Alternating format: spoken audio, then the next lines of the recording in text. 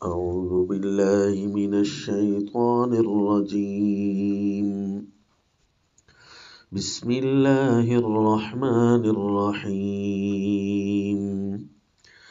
إذا السماء انشقت وأذنت لربها وحقت وإذا الأرض مدت وألقت ما فيها وتخلت وأذنت لربها وحقت. وصلی اللہ علی النبی الکریم. سورۃ الانشقاق. اس سورت کا تعارف ہے المحاسبۃ الالہیہ. پچھلی سورت تھی نا المرقومات الالہیہ، کہ اللہ کی طرف سے لکھت ہے جو لکھی جا رہی ہے ہر انسان کو. اس صورت میں اسی کے مطابق پھر حساب کتاب ہونا ہے. المحاسبۃ الالہیہ. اور پھر انداز اس صورت میں یہ اپنایا کہ جس کا دعوی یوں بنے گا کہ شہادت الشفق علی ترقب ما وسق من طبق الکتاب الی طبق الحساب. کہ دیکھیں زمین پر تم بیٹھے ہی ایک ایسے عجیب عجیب نظارے کرتے ہو کہ ایک ہی جگہ پر تمہیں دو قسم کے عجائبات نظر آ جاتے ہیں. مثلا شفق دیکھتے ہو، یہ جو شفق احمر ہوتی ہے اور ایک شفق ابیض ہوتی ہے. جب سورج غروب ہوتا ہے تو اس وقت ایک شفق ہے جو کہ سرخ سرخ سی ایک لکیر ہمیں نظر آتی ہے، اور جیسے ہی وہ غروب ہونے لگتی ہے آسمان و زمین کے کنارے جہاں ملتے ہوئے محسوس ہوتے ہیں، وہاں پر پھر ایک سفید سی کرن نظر آتی ہے.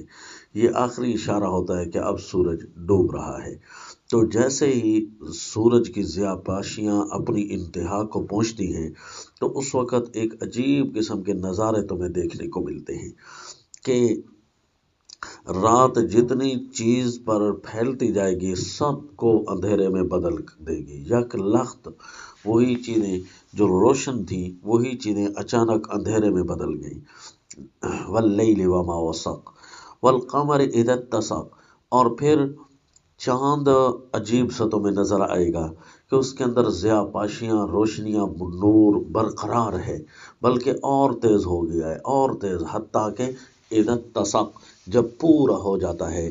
چاند جب پورا ہو تو اس وقت دیکھو اس کی جو روشنی ہے وہ آب و تاب کے ساتھ چل رہی ہوتی ہے، حتیٰ کہ زمین کے کناروں کو بھی وہ روشن کرنا شروع کر دیتی ہے، گو کہ خود زمین اس وقت اندھیرے میں بدل چکی ہوتی ہے.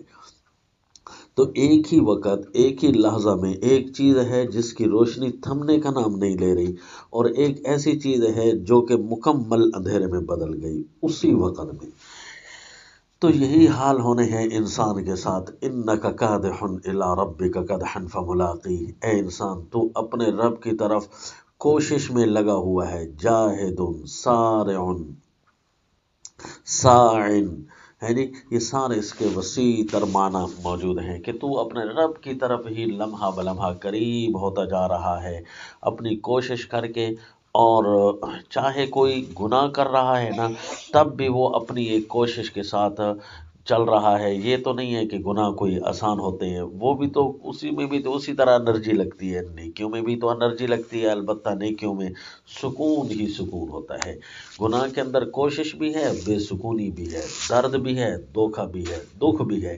جبکہ نیکی کے اندر کوشش تو کرنی ہے لیکن اس میں سکون ہی سکون ہے. اگلا قدم آسان ہوگا، اس سے اگلا مزید آسان ہوتا جائے گا، حتیٰ کہ اللہ کی رحمت شامل حال ہو جائے گی. تو فرمایا کوشش میں تو سارے لگے ہو، اپنے رب کے قریب ہوتے جا رہے ہو. اسی طرح تم نے ایک حال سے دوسرے حال پر سوار ہوتے جانا ہے. یہ نہیں کہ جس حالت میں تم ہو اسی حالت میں اللہ تمہیں چھوڑ دے گا، نہیں. لترکبن طبقا عن طبق. ایک طبق سے دوسرے طبق پر تم نے سوار ہوتے جانا ہے، حتیٰ کہ چلتے چلتے زندگی کا چراغ گل ہوگا تو یا رات کی طرح مکمل اندھیرا اور جہنم، اور یا پھر چاند کی طرح خوبصورت روشنیاں اور جنت. اسی لمحے چاند اوپر کھڑا ہوتا ہے، زمین نیچے ہوتی ہے. جہنم نیچے ہوگی، جنت اوپر ہوگی. اور اوپر کی چیز چمک رہی ہے آب و تاب اور خوشیوں کے ساتھ، اور جبکہ نیچے اندھیرے چھائے ہوئے ہیں. ایک ہی وقت میں اللہ کیا سب کچھ کر کے تمہیں دکھا نہیں رہا؟ تو اسی طرح اللہ تمہارے حساب کتاب ضرور کرے گا۔ کسی کو اعمال نامہ اس کے دائیں ہاتھ میں مل رہا ہوگا، اس کی اپنی کوششوں کا اجر۔ اما من اوتی کتابہ بیمینہ فسوف یحاسب حسابا یسیرا، اعمال نامہ دائیں ہاتھ میں ہوگا، بڑا آسان حساب ہوگا۔ آسان حساب یہ ہوتا ہے کہ خود دیکھ لے بھائی تو ٹھیک ہے، پاس ہے، چل جا، کچھ نہیں کہتے تجھے، یعنی اس کو ذرا بھی پریشانی نہیں آنے دی جائے گی۔ اور کچھ ایسے ہوں گے اما من اوتی کتابہ وراء ظہری، اس کے پیٹھ کے پیچھے سے دیا جائے گا۔ اب کیسے دیا جائے گا؟ ایک روایت میں آتا ہے کہ اس کے پیٹ کو چیر کر اس کے ہاتھ کو اندر سے نکالا جائے گا۔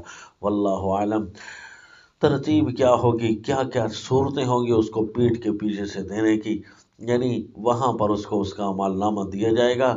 اور یہ وہی بندہ تھا، انہ کان فی اہلہ مسرورا انہ ظن ان لن یحور، یہ دنیا میں رہتا تھا بڑے خوش و خرم، بے پرواہ، کہ بس میں نے رہنا ہی یہی ہے، اگلے جہان کی کوئی فکر نہیں، اگلی تیاریوں کے لیے حالانکہ آیا تھا، وہ تیاریاں تو ذہن میں بھی نہیں ہیں، انا للہ و انا الیہ، حالانکہ آیا انہی تیاریوں کے لیے تھا، لیکن وہ اپنے گھر میں اس قدر مسرور ہے، انہ ظن ان لن یحور، یہ سمجھتا ہے کہ میں نے واپس جانا ہی نہیں ہے، اے لن یرجع، کہ میں نے واپس جانا ہی نہیں ہے، حالانکہ آیا تو اس لیے تھا کہ تاکہ واپس ہو جائے۔ تو پھر سارے حالات پر تم نے سوار ہونا ہے۔ فما لہم لا یؤمنون، کیا ہو گیا ہے کہ ان کو ایمان نہیں ہے؟ حالانکہ بندے کچھ کہیں گے ہم تو ایمان تو لے آئے ہیں، لیکن یہ ہے کہ عملی ایمان بھی تو نظر آئے نا، جو ایمان کی ضروریات ہیں وہ بھی تو نظر آئیں۔ یعنی غرض اللہ ایسا دیکھنا چاہتے ہیں کہ بندہ جہاں بھی رہ رہا ہے اس کو یہ فکر ہو کہ میں اگلے سے اگلے درجے پر سوار ہونا ہے، میں نے جانا ہے، میں نے جانا ہے۔ تو یوں کر کے اپنے حساب و کتاب کو ذہن میں رکھ کر جو چل رہا ہے، اللہ یوں چاہتے ہیں کہ اس طریقے سے ہو جائے۔ دیکھو اذا السماء انشقت وأذنت لربها وحقت وإذا الأرض مدت وألقت ما فيها وتخلت وأذنت لربها وحقت، ایک لمحہ ایسا بھی آئے گا، تم تو نہیں سن رہے نا، آسمان ہے جب وہ پھٹے گا، وأذنت لربها، اپنے رب کے احکام کو سن کر یہ کام کرے گا، وحقت، اور اسے حق بھی یہی پہنچتا ہے کہ اللہ کی مرضی کے علاوہ تو کچھ کرے ہی نہیں۔ زمین فراخ ہو جائے گی، یعنی زمین کے جو حصص تمہیں ابھی نظر آ رہے ہیں، گڑے ہیں، خالی ہیں، وہاں پر سورۃ طٰہٰ میں ہے نا کہ پہاڑوں کو اڑا کر اسی کے اندر بھر دیا جائے گا، فَيَذَرُهَا قَاعًا صَفْصَفًا، پوری زمین چٹیل میدان بن جائے گی، یعنی وہ زمین جو پہلے تھوڑی نظر آ رہی تھی اب دریاؤں کی جگہ بھی وہی ساری زمینیں پھیل گئی ہیں۔ جس طرح دریا کے قریب علاقے میں رہنے والوں کو پتہ ہے دریا سوکھ جائے تو ان کی فصلیں لمبی ہونے لگ جاتی، یعنی زمین ان کی فراخ ہو گئی۔ اسی طرح جب پانی ختم ہو جائیں گے اور زمین کے گڑھوں کو پہاڑا کر بھر دیں گے تو ساری زمین ایک چٹیل میدان سی بن جائے گی۔